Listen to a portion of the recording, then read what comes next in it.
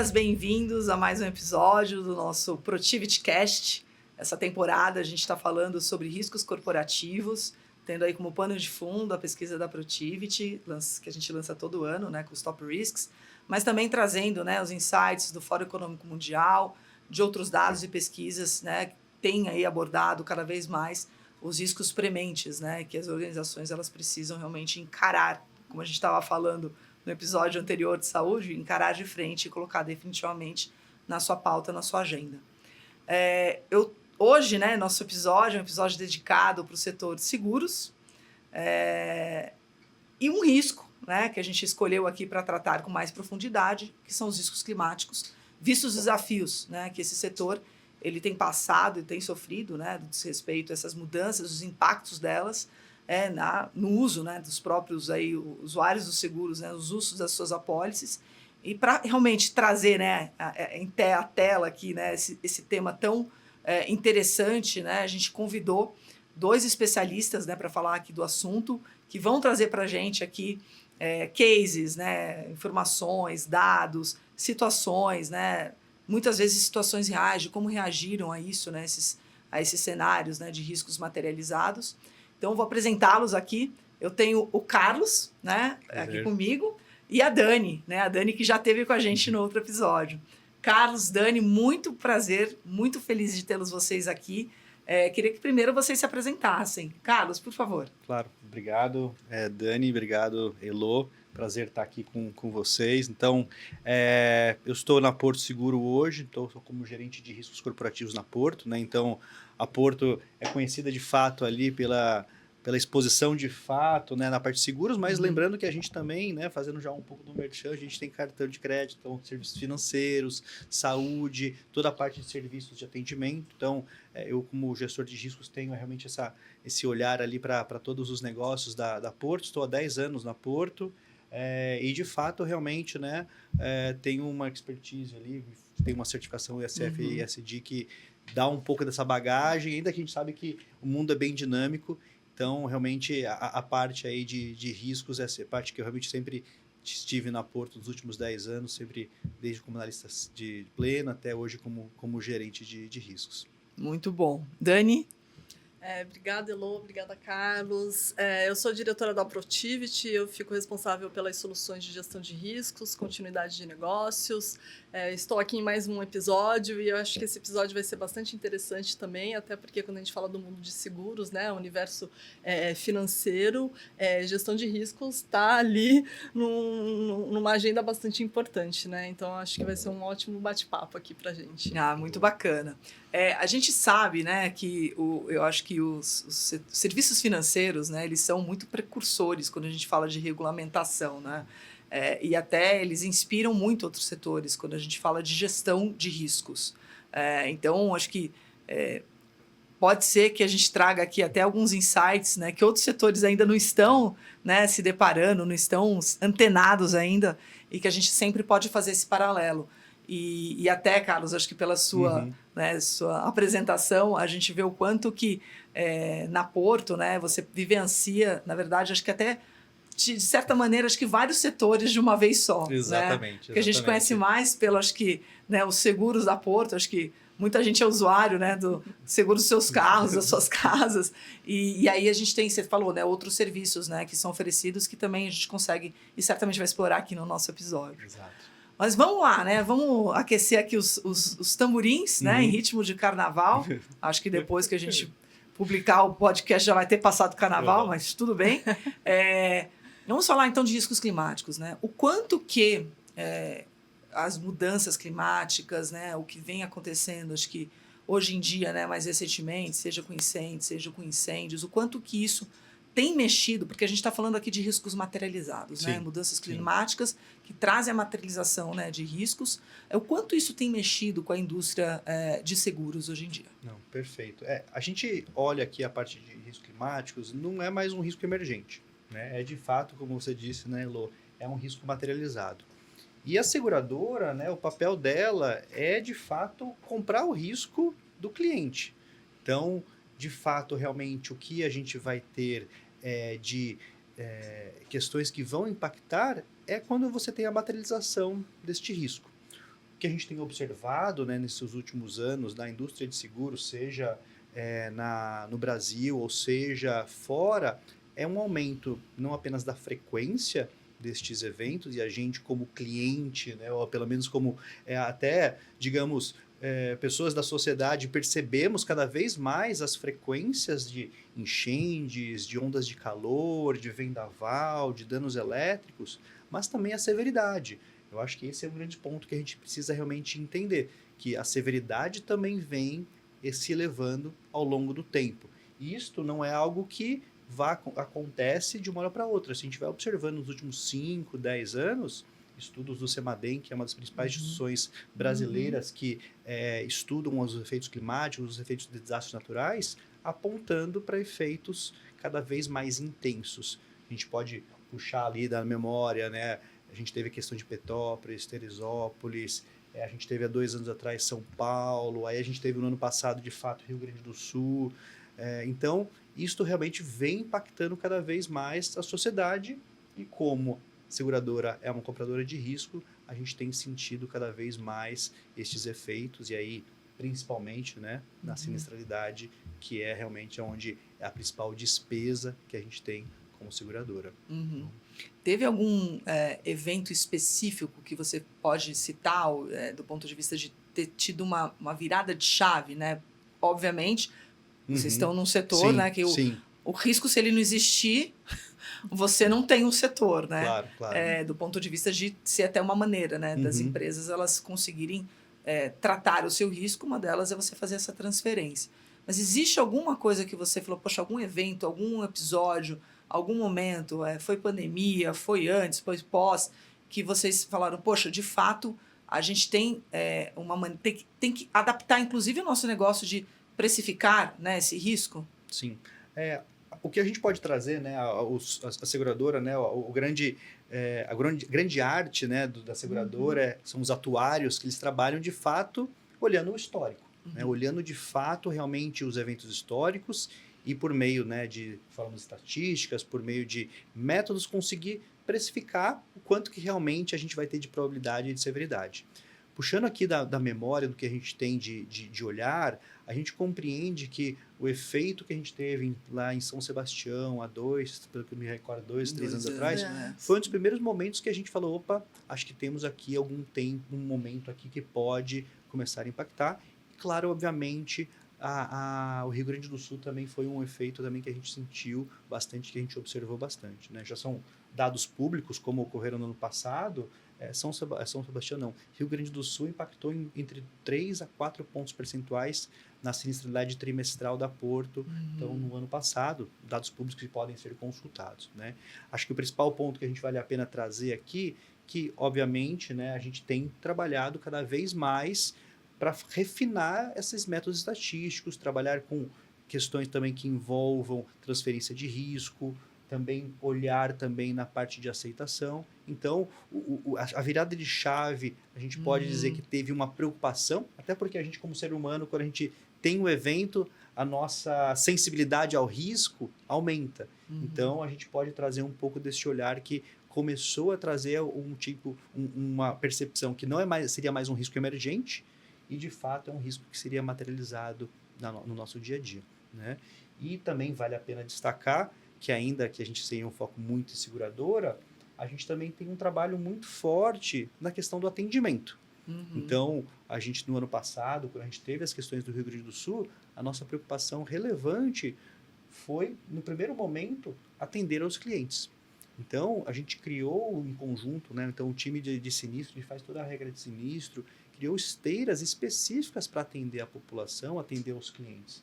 Porque, no final, é isso o nosso papel como seguradora, é indenizar os clientes conforme as suas necessidades e conforme o que está escrito na cláusula. Então, tivemos uma preocupação muito relevante com o atendimento aos clientes, designamos times, em torno de 200 a 300 pessoas foram para o Rio Grande do Sul para fazer esse atendimento e a gente realmente teve essa grande preocupação. Então, olhando para o nosso negócio, tem de fato uma preocupação ali na parte da precificação, mas também nas questões que envolvem a nossa operação. Uhum. Então, acho que esse é um ponto também que vale a pena destacar como virada de chave, que aí a gente tem um ponto super de preocupação. Né? E se eu puder complementar, eu acho que quando a gente estuda, né, os conceitos, a teoria de gestão de riscos, como vocês falaram, né, a gente fala da transferência de risco, né, geralmente é a questão do seguro. E quando a gente vê esse mercado se deparando com esses desafios, a gente falou aqui do Rio Grande do Sul, mas a gente também teve recentemente incêndios na Califórnia, e se eu não me engano eu vi alguma reportagem falando que 10% já das residências, não sei, já não seriam mais seguradas, porque fica justamente inviável. E eu lembro também de ler há alguns anos atrás aquela publicação do Cisne Verde que fala justamente, né, as mudanças climáticas impactando nesses riscos financeiros, né, no negócio financeiro.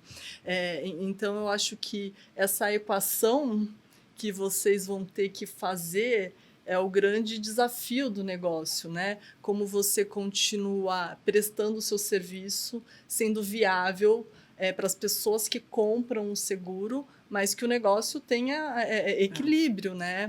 Então, eu acho que é bastante... É até fascinante a gente pensar, né? Como que isso vai se resolver, vai se equalizar, sendo que você já não vai ter mais as mesmas métricas, os mesmos parâmetros históricos, porque daqui para frente a coisa pode mudar muito rápido, né? Exatamente. Sim, Até acho que pegando esse gancho, né, dos incêndios na Califórnia, se você for pensar aqui, né, pelos dados, né, que saíram, são mais de 2 milhões de casas, né, que não poderiam mais ser seguradas. Quer dizer, é um mercado que você perde, né, por um lado, né, não segura, mas quem que vai atender esse mercado?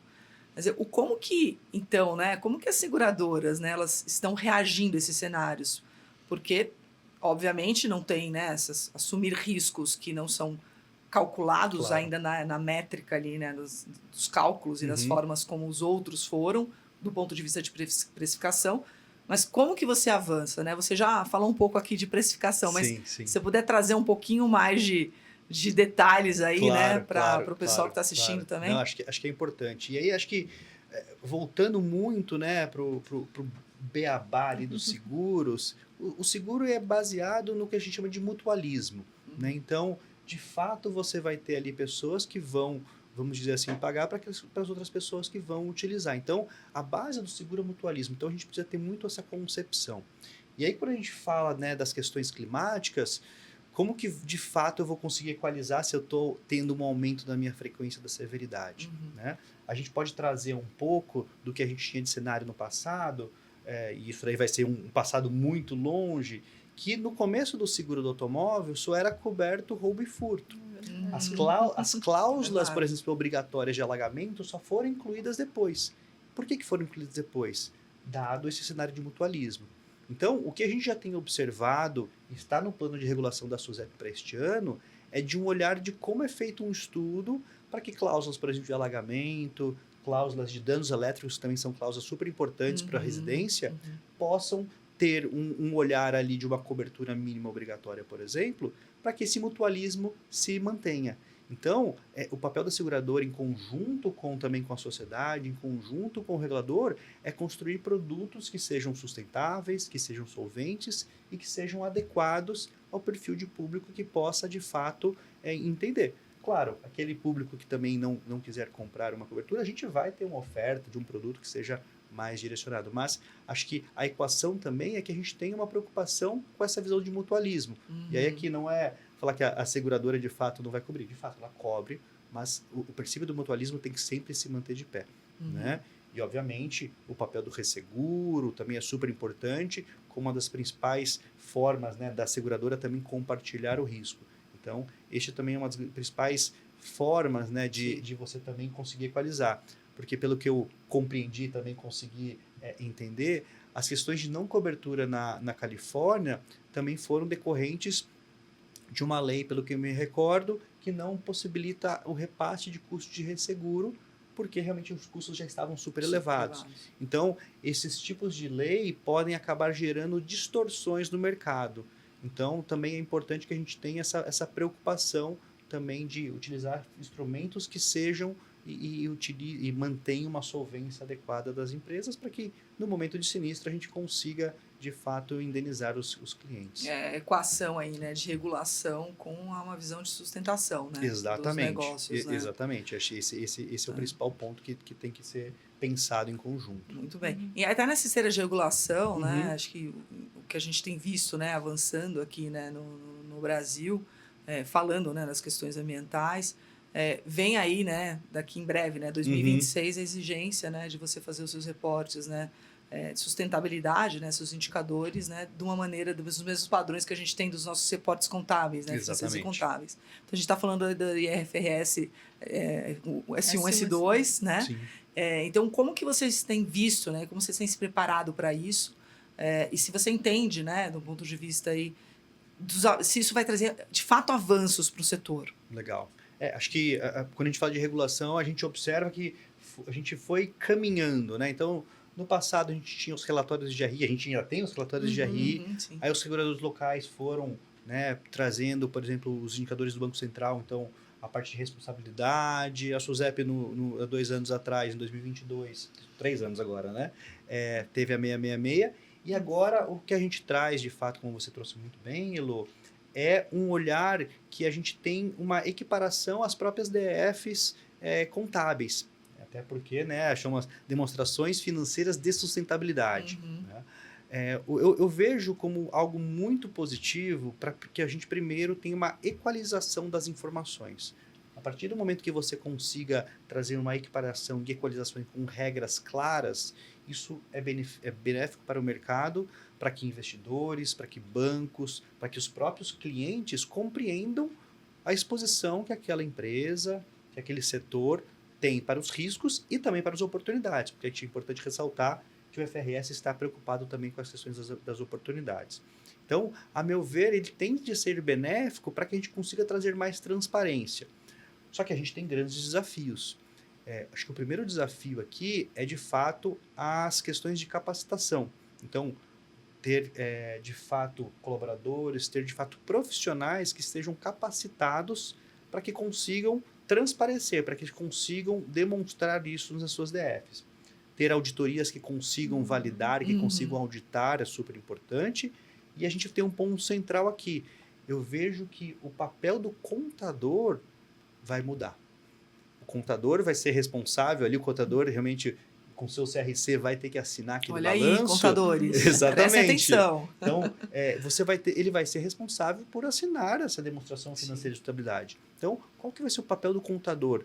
Ele tem um domínio muito bem das questões financeiras, das questões, de fato, de custos, então, que a gente tem realmente da tradicional, mas ele vai também precisar entender. Ele vai precisar ter uma confiança muito forte nos seus times de sustentabilidade, nos seus times de risco. Então, vai precisar existir uma integração muito mais forte das áreas para a construção desses temas.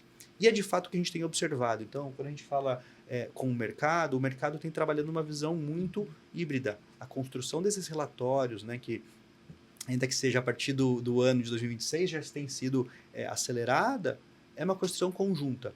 Não vai dar para ser só para contabilidade construir em conjunto. Vai ter que trazer outras pessoas para a mesa, para a gente poder realmente discutir, entender realmente o que tem que ser construído. Então, eu vejo com muito bons olhos esse movimento ali que foi iniciado ali pelo ISSB, o FRS tomou para a sua responsabilidade e a CVM ali sendo a primeira instituição mundial a de fato trazer essa exigência, foi realmente muito benéfico. Até porque, né, a gente, como um país, tem muito a trazer de benefícios, trazendo um pouco mais de transparência para as questões de sustentabilidade e as questões climáticas. Não, bacana. E, Dani, você enxerga que esse avanço, né, regulatório, ele traz também um olhar para evitar ou mitigar o greenwashing?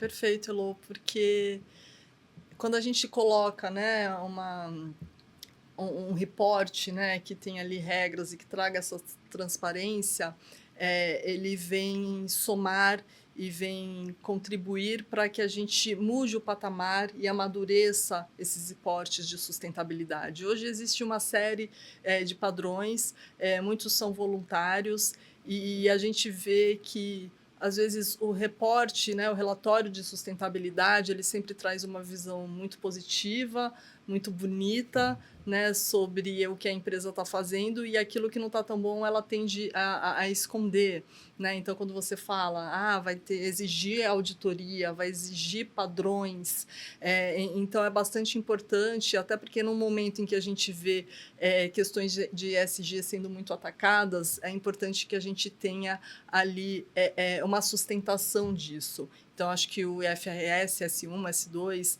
trazendo como que as questões de sustentabilidade conversam com os aspectos financeiros e as demonstrações, eu acho que isso muda o patamar dos reportes, e aí nesse sentido, né, de greenwashing, de repente reportar coisas só para, digamos, inglês ver, né, isso muda a concepção da coisa, né? Então, eu acho que é um super ganho, né, que vai reforçar essa agenda, né, principalmente quando a gente está falando aqui dos aspectos climáticos. Muito bacana. Você trouxe um ponto, Carlos, da questão de trabalhar de uma maneira integrada, né? Sim. Inclusive, para você conseguir chegar, né, num reporte, né, você tem que contar com várias visões, várias áreas. E a gente fala, né, sustentabilidade, ela não é uma... pode ter áreas, mas você não faz a sustentabilidade com uma área só. Sim. Né? Ela é multidisciplinar. Nesse sentido, né, existe também uma necessidade, acho que, de capacitar, né, profissionais. Não só em temática, mas também em novas formas de trabalho, novas formas de executar os trabalhos. E aí eu quero trazer aqui um tema que tem sido muito polêmico, porque alguns falam que é buzzword, outros falam que não, chegou para ficar, que é a inteligência artificial. Né? Então, esses desafios das organizações, né, isso aparece, né, na pesquisa, em adotar, né, a inteligência artificial e até combinar isso com o desenvolvimento e capacitação dos times. Né? Sim. Trazendo isso, né, para o universo, né, da Porto, aí, né, de seguros, né, de assistência, o quanto que você enxerga que a inteligência artificial ela traz realmente benefícios ou ela só fica nessa área do buzzword? Sim, sim.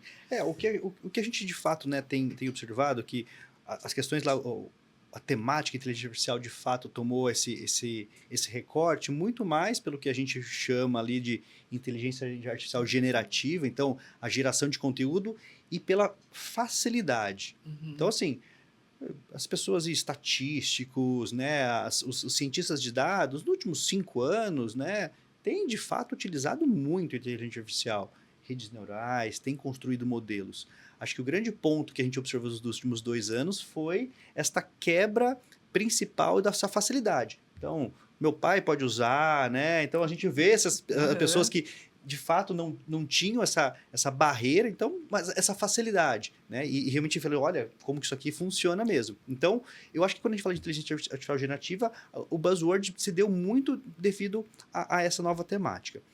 Eu, de fato, tenho uma compreensão que ainda a efetividade, né, de fato, o seu ganho de produtividade, ele ainda está muito marginal a que realmente a ferramenta, né, a inteligência artificial pode trazer. Então, nesse primeiro momento, o que a gente tem observado são questões muito mais específicas. Então, programadores que consigam ter um atalho para construir alguma coisa de uma forma mais eficiente, você construir um e-mail também de forma mais rápida, na geração de conteúdo, na parte de marketing, talvez aqui até a automatização de algumas tarefas que sejam mais repetitivas. Então, nesse primeiro momento, a gente tem observado de fato aquela questão mais operacional ou de geração de conteúdo que é pontual. O que as empresas, o que realmente os times, né, as áreas precisam pensar? De como isso aqui vai ser escalável. Então, para ser escalável, você vai precisar construir sistemas, processos, construir realmente domínios de dados, para que de fato você consiga extrair ao máximo o que, né, a inteligência artificial, o que os modelos de inteligência artificial têm a trazer.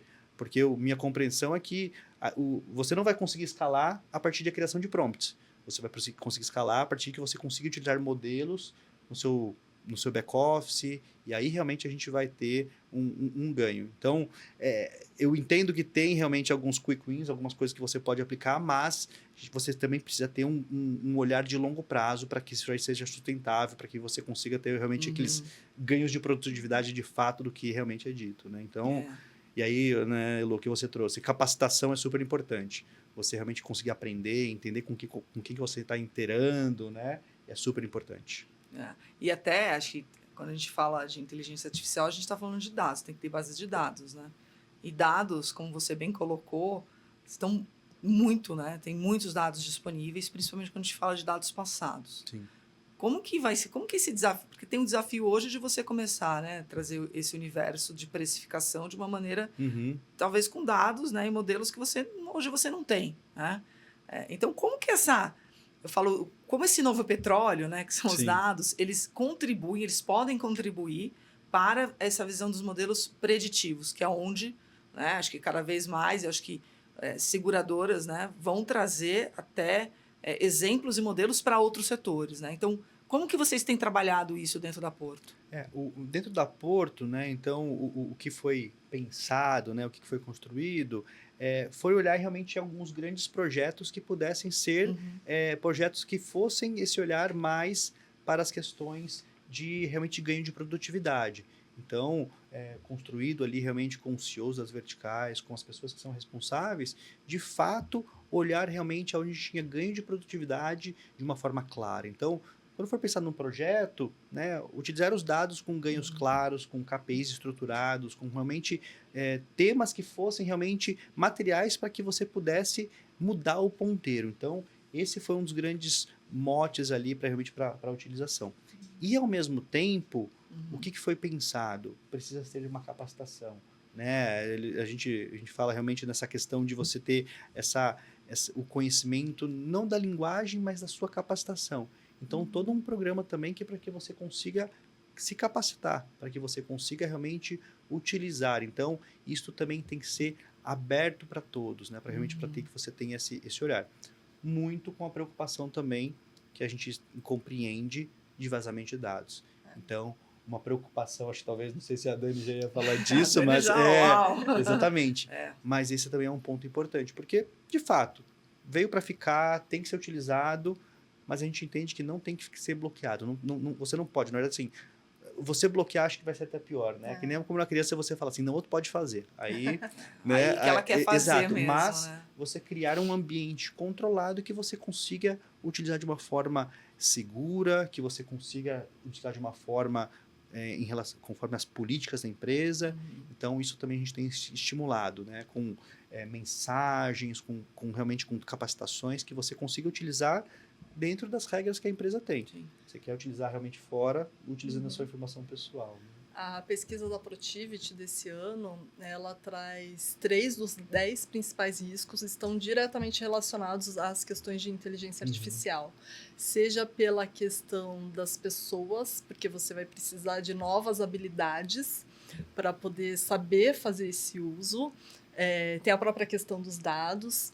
E há uma insegurança sobre que novos riscos podem surgir do uso da inteligência artificial, porque a gente acaba tendo ali, né, os dois lados, um lado de oportunidade, eficiência, melhorias, análises preditivas, mas é importante lembrar também o que ela pode trazer de risco, né, seja um mau uso, uma questão de segurança cibernética, a questão dos dados, vieses. Então, vocês que trabalham com perfil, né, por exemplo, né, para definir ali o seguro, como que de repente isso pode trazer algo enviesado.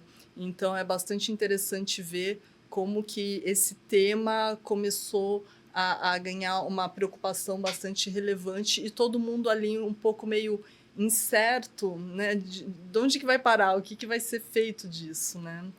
Acho que é super importante, né, Dani, o que você traz, porque, veja, imagine que, não estou falando que é o caso da Porto, né, de fato, mas imagine que uma empresa utilize um modelo já de mercado pronto, um Claude, um modelo próprio do OpenAI, e esse modelo traga algum tipo de viés. De quem que é a responsabilidade? É da empresa que está utilizando. Então, você ter realmente uma pessoa que compreenda, né, e que consiga testar para avaliar se aquele modelo tem algum tipo de viés é super importante. Será que aquele modelo me consegue trazer uma explicabilidade? Então, ter a consciência também das pessoas que utilizam os modelos é super importante. Então, entender que a tua responsabilidade no uso, eu acho que também é algo que vai fazer sentido para que você consiga utilizar a ferramenta ao máximo com, de fato, preocupação para que não tenha realmente nenhum tipo de viés, explicabilidade. Então, esse é um ponto super importante também. Muito bacana. E a gente percebe, né, não só pela pesquisa, mas acho que em várias outras, e pelo que a gente também, né, discute, né, no mundo corporativo, a preocupação com a segurança cibernética, né? Até porque você tem no ataque ou você tem no vazamento, você não tem somente, né, sua reputação, seus impactos também financeiros, né, em relação a isso, mas também pode ter até penalizações, né, dos órgãos reguladores, se for dados pessoais ou sensíveis, você tem aí, né, uma NPD, né, que pode agir. É um universo muito, muito extenso. Imagino, né, que a Porto tem um ecossistema, né, de parceiros para que ela possa realmente levar, né, os seus serviços, né, os seus clientes muito grande. Sim. Né? O quanto que os terceiros, né, aqueles que estão nesse ecossistema, são trabalhados, né, são capacitados, tem essa preocupação para que, né, incidentes, né, cibernéticos que possam levar nessas situações que eu comentei sejam evitados pelo fato de você ter esses terceiros também. Então, vai além, né, do que você faz dentro da tua organização, isso se expande para essa cadeia. Então, como que a Porto tem lidado, né, e como que você também percebe isso no mercado, né, Carlos, com riscos de terceiros, né? Como que isso tem sido abordado? Sim, acho que é uma pauta que cada vez mais, né, vai ser destacada, né, os terceiros nas questões, principalmente de tecnologia, e o olhar que a gente tem ali é um olhar que tem uma responsabilidade, né, não apenas dos times de risco, mas principalmente das áreas que vão lá e contratam os seus terceiros, ou minimamente, né, crie um projeto que vá utilizar alguma plataforma, porque muitas vezes a gente não tem uma percepção, mas caso você crie um projeto, né, então algum tipo de produto que vá utilizar uma plataforma, uma cloud, isso já é de fato um terceiro. Né? Então a preocupação aqui, o olhar é de que você tenha um processo que durante a construção do seu processo, durante a construção do seu projeto, durante o onboarding, que você consiga ter critérios mínimos de avaliação. Critérios mínimos que você consiga garantir que aquele terceiro está seguindo as suas regras, ou minimamente você tem alguns mitigadores para que, de fato, você não tenha nenhum tipo de exposição, seja de continuidade, seja de vazamento de dados. Então, esses são os pontos importantes. E, principalmente, a partir do momento que você está trabalhando com aquele terceiro, como que você vai monitorá-lo? Então, trazer um exemplo, a gente teve recentemente o vazamento aqui, também já está conhecido, do Banco Neon. O que realmente o mercado estava acompanhando do Banco Neon? Será que as empresas estavam monitorando a Deep Web? Será que realmente as empresas estão monitorando? Porque eu imagino que o Banco Neon deva ter realmente um ecossistema também super relevante de terceiros. Então, os terceiros também são as preocupações. Então, isso também é importante, não apenas no onboard, mas nesse monitoramento. E aí, para o monitoramento, você precisa estabelecer quais são aqueles fornecedores críticos. Não dá para monitorar tudo, é super custoso, é caro, mas quais são aqueles terceiros críticos para aquele tipo de risco. Então, esse também é uma pauta super importante que a gente tem trazido cada vez mais e realmente levado ali internamente na Porto para as áreas responsáveis, para que a gente consiga realmente endereçar e ter um conforto adequado em relação aos terceiros e às questões de tecnologia. A gestão de riscos de terceiros é durante todo o ciclo do relacionamento, Exato. né? Antes, durante e depois também, exato. né? Até porque muitas vezes ele precisa destruir ou te devolver as informações, os dados, né? Então esse pós-contrato é importante também. Eu acho que não tem uma vez que eu fale de gestão de riscos que eu não fale que a gente precisa olhar riscos de terceiros, riscos de fornecedores. A gente trouxe aqui uma questão de tecnologia, cibersegurança, vazamento de dados, mas dependendo, né, da categoria desse terceiro, desse fornecedor, a gente vai olhar também um risco social, né, de acordo trabalhista, questões ambientais, você citou a continuidade de negócios, a questão ética, compliance, porque se você preza e se você tem valores dentro da sua empresa, você vai querer fazer negócios, você vai querer ter parceiros que compartilhem desses mesmos valores. Sim. Né? Então, entender essa agenda também ética, de compliance, governança, ESG, é bastante importante quando a gente avalia e escolhe um fornecedor, né? A questão de se olhar somente custo, né? Isso já passou, né? Porque você deixar de lado outros riscos pode sair mais caro do que você simplesmente optar pelo aquele fornecedor de menor custo.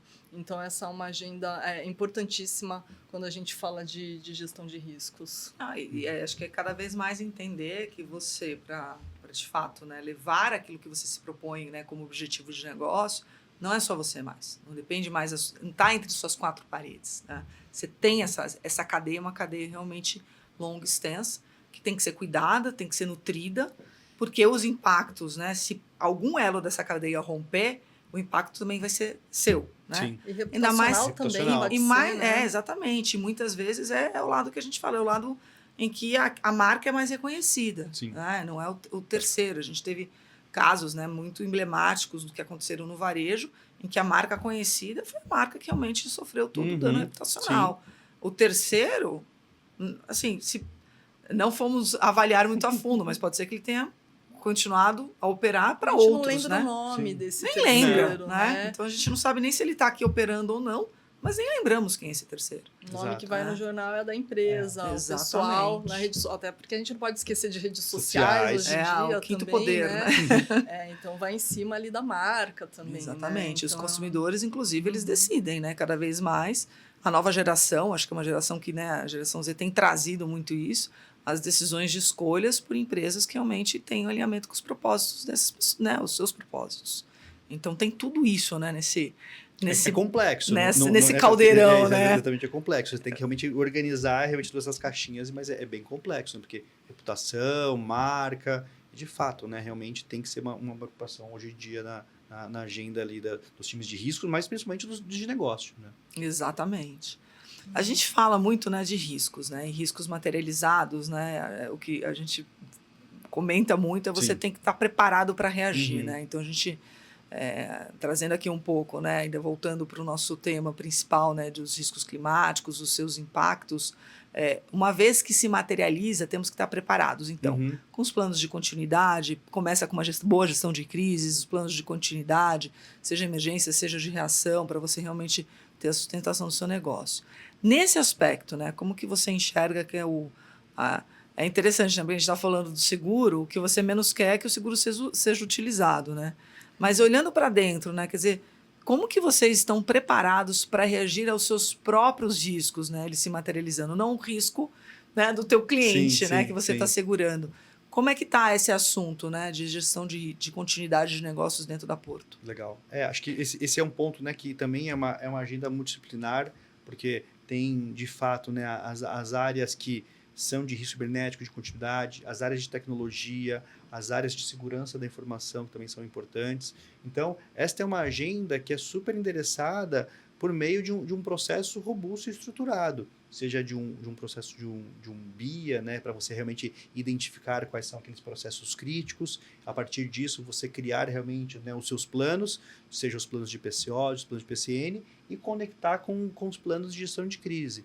Então, este é um processo, uma cadeia, né, que vem sendo trabalhado de uma forma muito forte, até porque, recentemente, né, o Banco Central, a SUSEP, tem cada vez mais se preocupado. Né? A gente abriu aqui, começando a falar um pouco de regulamentação. Sim. Dentro das nossas verticais de negócio, a gente fala que 3 são muito reguladas. Né? Então, a gente tem a regulação do SUSEP, a regulação do Banco Central, que é a mais aqui relevante, porque a gente sabe muito bem que o Banco Central tem uma régua de corte mais elevada, sim, a própria ANS, a gente tem uma empresa de capital aberto que é regulada pela CVM ali também, mas olhando as regulações tradicionais, essas 3. Então, a gente tem uma preocupação para, de fato, não apenas atender o regulador, mas uma preocupação de gestão de negócio, realmente de você conseguir ter uma tranquilidade, uma confiança aqui em uma potencial, bater na parede, na madeira aqui, né? Em uma potencial parada de um sistema, você consiga fazer o acionamento dos seus planos para que você consiga ali ter uma sustentação, né, um paliativo ou um plano B, que é para você consiga manter ali o seu processo rodando. Então, é uma agenda super relevante que a gente tem realmente dado transparência aos nossos comitês, seja para a diretoria, seja para os nossos comitês de risco, da importância realmente e de como é a materialidade ou a maturidade desse tema na Porto. Bacana. Uma vez eu vi uma analogia que eu achei bem interessante. Países que têm terremoto, eles não têm como evitar o terremoto, né? Não tem como reduzir este risco, Sim. mas eles se preparam para reagir, né? Ter ali uma resiliência. Então, quando a gente fala da mudança climática, a gente está caminhando um pouco para isso. Situações que, como você falou, a severidade está aumentando cada vez mais, a frequência.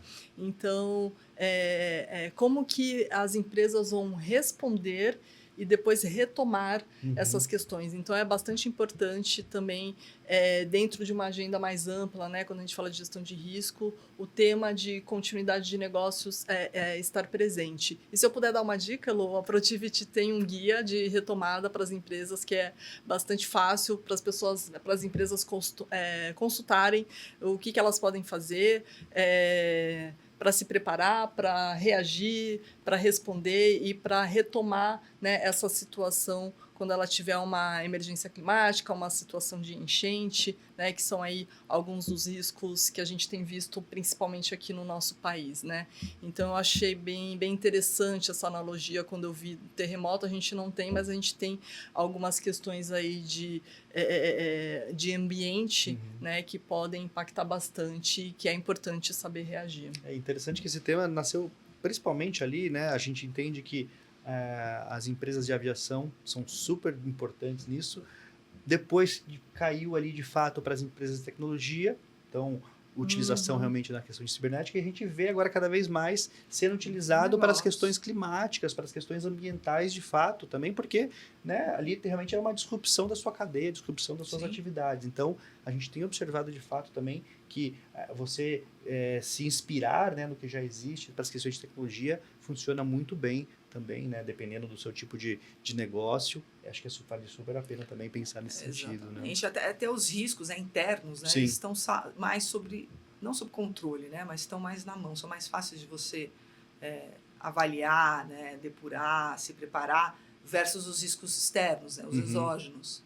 A gente está falando aqui, né, de quantos episódios, acho que a gente falou de uns 5 casos aqui recentes, seja de inundação, seja de deslizamento, né? Desabamento, quer dizer, são situações que a gente está vendo com mais frequência, né? E mais severidade, mas são eventos externos, né? São riscos exógenos que a gente chama. Então, fazer essas analogias são muito importantes para você realmente construir planos, né? Que sejam, se necessários, né, mais efetivos. Né, é um teste de estresse praticamente aí da sua operação. Simulação, né? Stress test. Exatamente. Eu sou super a favor. Também outra dica é simulem. É lógico que treino é treino, jogo é jogo, mas é interessantíssimo a gente ver situações de testes, de simulação, até para a gente ver as pessoas se deparando com uma possibilidade que talvez não tenha passado pela cabeça delas, e a gente vendo as responsabilidades e a liderança que se assume, né, dentro de um cenário que é lógico que a gente constrói, né, quando a gente faz os simulados, mas é justamente para se preparar para que quando aconteça aquele choque seja um pouco minimizado e as pessoas não fiquem ali tanto batendo cabeça, né? Lógico que cada situação é única, mas a questão do treino, do simulado é algo que a gente recomenda bastante. E utilizar o simulado, o resultado dos simulados como lições aprendidas. Perfeito. Então, utilizar porque, de fato, quando a gente faz as perguntas na simulação e o pessoal fala, não sei, fala, pô, peraí, aqui é uma lição aprendida para a gente poder... O debriefing é fundamental. Exatamente. Endereçar o que sai ali, realmente com lições aprendidas, né? Então, e simular cenários, não aqueles cenários que você acha que vai mais acontecer, porque, né?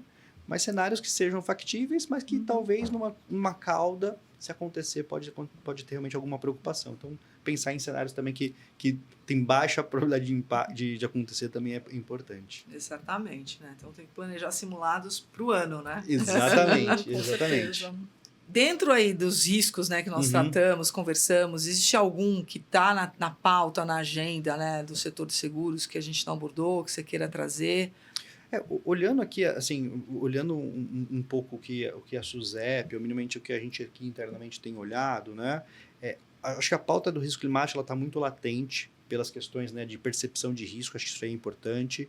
A gente tem encarado, né, a parte de inteligência artificial dentro de uma cadeia de risco de modelo. Então, dentro de uma cadeia realmente de olhar a inteligência artificial dentro de uma cadeia de risco de modelo, né? E aqui vale a pena ressaltar que o próprio plenário, o próprio Congresso está ali no forno com uma PL de inteligência artificial. O marco regulatório, exatamente, né? Como foi da LGPD, exatamente, né? Tanto como a LGPD quanto esta, muito inspirada ao modelo europeu. Né? Então, a gente também está dando uma olhada para entender quais são os potenciais impactos, como que vai ser essa regulação, porque a gente sabe que, né, cada vez mais isso daí vai ser algo que a gente vai precisar olhar. Então, a gente já está analisando, já está entendendo e avaliar realmente como que a gente poderia se adequar, como que a gente precisaria se adequar.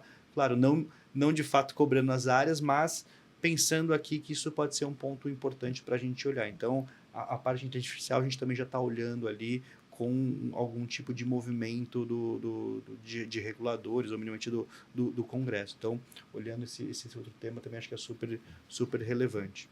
Muito bacana. Bom, estamos chegando aqui ao fim. A gente dá para ficar conversando aqui passou mais horas, mais umas 5 horas aqui no mínimo, falando de todos assunto. esses temas, é muito assunto. Eu queria que vocês deixassem aqui uma palavra final, né, uma mensagem final. Por favor, vocês estão com a palavra. Tá. Acho que pensando aqui um pouco na parte de gestão de riscos, né, algumas palavras, assim, num olhar ali de gestor de riscos, né, ou sugestões, eu acho que o primeiro ponto que, como o mundo está cada vez mais incerto, muitas movimentações, né? Quem pensaria que há 2 anos atrás a gente ia estar falando de risco de inteligência artificial? Eu acho que o principal ponto aqui é da gente realmente buscar capacitações, buscar realmente conhecimento, buscar realmente a gente conseguir se conectar. Então, eu gosto muito, né, de ler o que está acontecendo, tentar conectar, fazer as conexões, os links com o meu negócio, porque eu acho que um dos principais pontos de um bom gestor de risco é ter essa visão de fato holística, né? Ter essa visão de como de fato o todo se conecta com o seu negócio. Por mais que às vezes, né, a gente começou falando, né, por mais às vezes que não tenha ligação com o seu negócio, muitas vezes você pode se inspirar, você pode de fato trazer algumas percepções do que aquilo pode ou trazer um ponto positivo para o seu negócio, ou que você pode fazer uma reflexão. Então, acho que esse é um dos principais pontos que eu trago ali de questões ali que a gente poderia pensar num cargo de gestão de riscos para realmente ter essa reflexão. Bacana. Eu acho que às vezes as empresas ficam na dúvida por onde começar, então se não sabe por onde começar, eu acho que pode buscar essas pesquisas, né? Seja, a gente tem a pesquisa da Protiviti, mas tem aí a do Fórum Econômico Mundial, que a gente já citou, e mais outras tantas que traz ali preocupações que estão acontecendo no mundo. Então, beba dessas fontes, olhe o que, de repente, outras empresas do segmento estão fazendo. É lógico que cada empresa é única, o nível de maturidade é diferente, mas também se informe e veja o que está saindo aí de regulação. A gente tem, por exemplo, a questão dos riscos psicossociais, que NR01. Maio, gente. Maio de 25. Eu lembro que, sei lá, 15 anos atrás, a gente nunca pensou em colocar risco, sei lá, de saúde mental numa matriz, e nos últimos anos isso já apareceu em várias matrizes de projetos em que eu atuei. Então, o mundo, né, você falou, é cheio de incerteza, e esse assunto de risco ele vem ganhando cada vez mais complexidade, novas camadas. Então, beba dessas fontes, eu acho que é uma forma interessante de se começar. E os riscos eles estão interconectados, eles se relacionam, então uma boa gestão integrada, né, dos riscos também traz essa visão. E acho que o profissional que atua em gestão de riscos, ele tem acho que eu acho que é uma bênção, porque ele pode conhecer muito mais do negócio, né, do que acho que as pessoas que estão atuando em áreas que são mais departamentalizadas, né, que estão mais segredadas. Os silos que a gente chama, então, né? silos, então ele consegue ter uma visão integrada. Então, quanto mais você conhece do negócio, acho que também mais você consegue trazer insights de correlacionar o que está acontecendo lá fora, tendências, inovações, mudanças, regulações novas, né? Para realmente olhar o que isso gera de impacto. Então, acho que é uma profissão muito, muito brilhante nesse sentido. Né, e é o que mais me encanta, poder realmente, ainda mais em diversos negócios, né, ter essa mudança dessa chavinha a todo momento. Exatamente. Acho que é o que mais me encanta, realmente ter essa visão do todo. Acho que é o que mais me encanta nessa profissão. Muito bacana. Dani, muito obrigada por estar comigo mais uma vez em um episódio, né, dessa trilha nova de podcasts. Obrigada, Elô, pela parceria, por mais um convite. Queria deixar aqui minhas redes sociais, no LinkedIn, Daniela Coelho. Quem quiser pode se conectar. E até uma próxima. Muito bom. Carlos, muito obrigada por você ter aceitado esse convite, por ter compartilhado conosco, né, as suas visões, percepções, insights, dados também, né, do setor. Obrigada. Obrigado, Elô. Obrigado, Dani, por compartilhar a mesa aqui, super, super pertinente aqui. Estou à disposição. Quando a gente quiser bater um papo novamente, estou super aberto aí. Obrigado pelo convite. Muito bacana. Pessoal, chegamos aqui ao final de mais um episódio dessa nossa trilha de podcasts que a gente tem falado sobre os riscos corporativos. Deixo o convite para que vocês possam baixar o nosso estudo, está aí na descrição.